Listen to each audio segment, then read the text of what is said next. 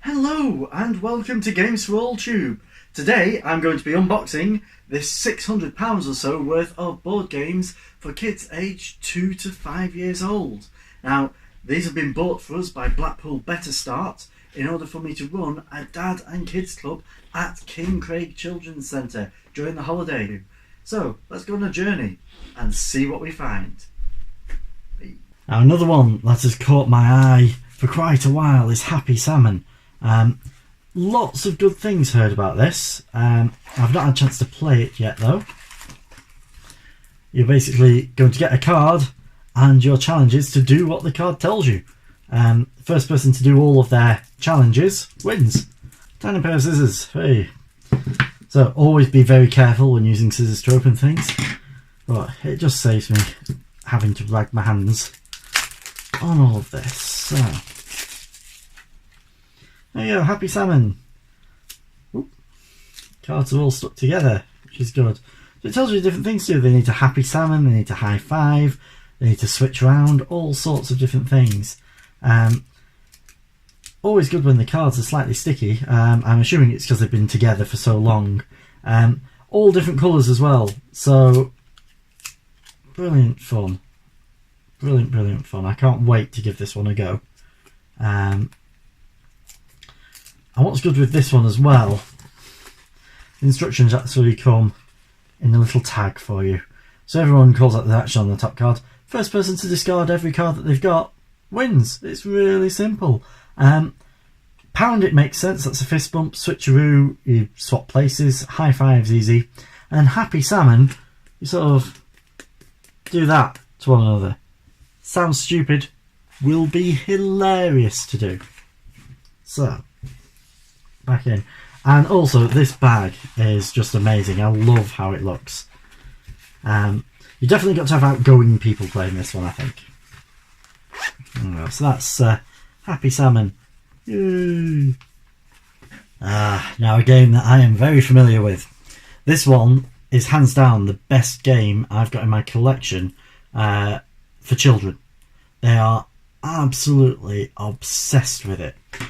The idea in Rhino Hero is you are a hero rhino who needs to climb up buildings to stop crime. But being a rhino, you do make buildings wobble quite a bit as you go up. So you're constantly at risk of the building falling down. There's a eponymous Rhino Hero. And also, to anybody who thinks cards are sacred, I'm now going to really hurt you, and I'm very sorry. But these are meant to be bent, because these are going to be the walls. So we've got to bend them all. I shall fast forward through this bit so you don't have to sit watching me for ages.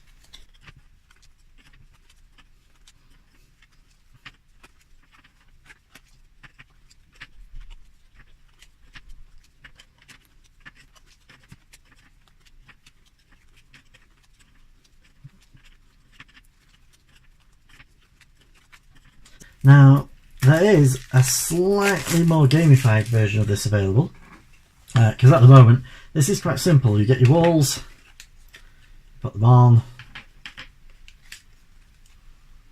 like that. You get your next card, put it on, that tells you how your next card goes, and the next person has to pick up an extra card. It's simple as that, and you keep going until somebody's got no cards left or until somebody knocks it down. Whoever knocks it down loses. It's that simple. If you get Rhino Hero Super Battle, however, it's a much bigger box, much bigger game. But if you've already got Rhino Hero base one, this one, it can combine with it to become a 5-player game rather than just a 4-player game. Now this is a highly enjoyable game. I've seen adults reduce to tears of happiness and joy playing this one. Children love it, parents love it, teenagers love it. Highly recommended. I love the packaging for this one. ILO always make nice looking games in my Hare always make nice looking games in my limited experience with them. I have no idea what to expect with this one. It just came highly recommended through the board game trading in chat page. So this one and Three Little Pigs, which I'll have a look at next. So let's have a look and see what is inside. So it says on the back, it's a racing game for the whole family. Bet on the right animal and claim victory. 2 levels of play for small kids and big kids. Oh, well. It sounds to me like it's a toned down version of Camel Up, but let's have a look. Ooh. That way around. So we have the story of the Hare and the Tortoise, which is amazing.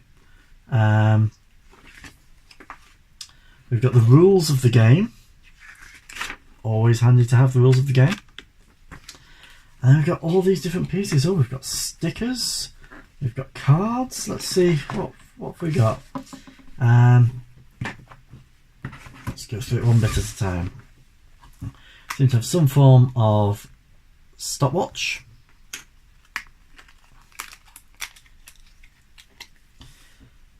Goalposts.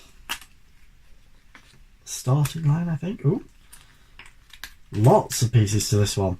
Lots and lots of pieces.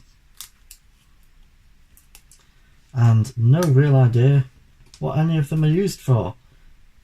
But I'll have a look in the instructions and find out as we go. As I said, some of these games I've only got based on recommendations. Here's a track for us. This looks like it's something that things need to get stuck into.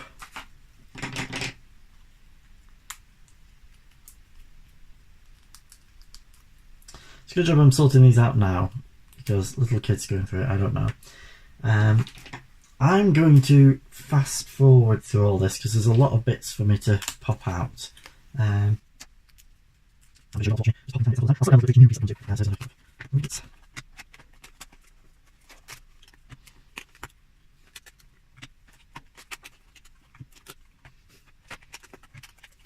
I like that this one has little footprints on. That's very good.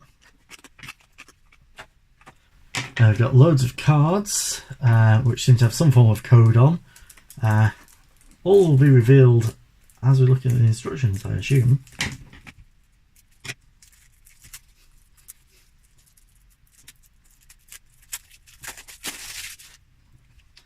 So we've got rabbit cards, we've got tortoise cards, we've got a lamb, I think that's meant to be a lamb. We've got the wolf,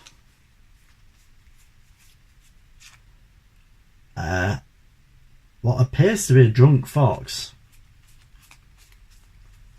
and then some other fancy cards, and I think some explanation cards. I'm not entirely sure. Oh, they all have different. I don't know, they're all different ones like that. Intriguing. Well, we've got a strange wolf +3 card. An extra card to go into the Three Little Pigs. That's quite cute, that is. So I'll be putting that to one side to put in the other game. We've then got these pieces, and because they've not paid for printing costs, you need to stick the stickers on yourself, which I'm not averse to. I'm guessing each one has its corresponding colour. Yes, it does.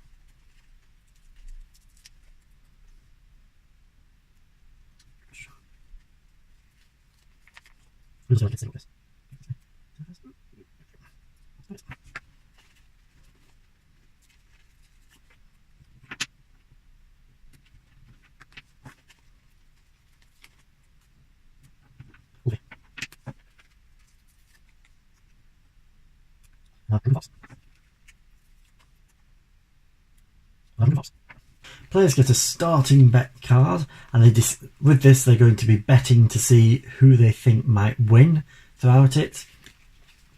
All players are then going to be dealt hands of cards from this deck. So obviously they get shuffled up, but they're not shuffled at the moment, but they'll have a deck of 6 cards in their hands. They can then play their cards. As long as it's the same colour and the same character, they can play it down. This would mean that Mr. Fox, our drunken Fox, got to walk 6 spaces. So they get to really zoom round the track. And basically they're betting on who's going to win. Which is brilliant. It actually tells you on this card what happens for each number of things. So he wouldn't move 6 spaces, he can only ever move 4 spaces. So there we go. Some of them have different rules on as well. The sheep appears to be able to move itself up to 4 plus 1, but if it hits water it has to stop. The fox can always just move to 4. The wolf can never land on the same space as another character. 1 to 2 it only moves 1, 3 to 4 it moves that -1 because he's big, he's going to move slowly. The tortoise 0 to 3 is 1 space, 4 of them together is 2 spaces, and then the rabbit 1 to 4 is 2 spaces, and then I'm not entirely sure what that symbol is. +4 moves no spaces. So it does seem fair that different things are going to move different places, and each one has its own chance of winning. But we'll just have to see how it goes at the end. There we go. The hare and the tortoise. Slow and steady sets the pace, apparently.